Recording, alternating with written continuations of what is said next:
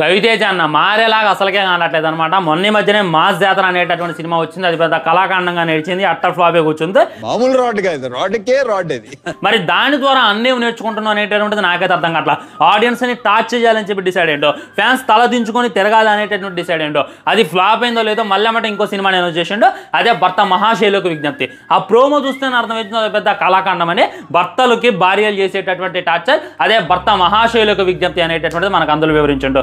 ఈ విధంగా ఓకే, ఒక సినిమా లాస్ అయింది కదా, దీంతో అది పూడుస్తానేమో, ఆ ప్రొడ్యూసర్కి కలిసి రావాలని చెప్పి ఇంకో సినిమా చేస్తానేమో అని చెప్పి నేనైతే ఎక్స్పెక్ట్ చేస్తా. మరి తర్వాత అయినా సరే ఒక ఈగల్ లాంటిది, ఒక రావణాసుర లాంటిది అండ్ ఒక టైగర్ నాగేశ్వరరావు లాంటి సినిమా ఏమన్నా ప్లాన్ చేస్తానేమో అని చెప్పి నేను అనుకుంటే అదేం లేదురా ఉంగాస్ అని చెప్పి మళ్ళీ ధమాకా సినిమా మీకు గుర్తుంది కదా, దానికి సీక్వెల్గా డబుల్ ధమాకా అనేటటువంటి సినిమా తీస్తున్నారంట.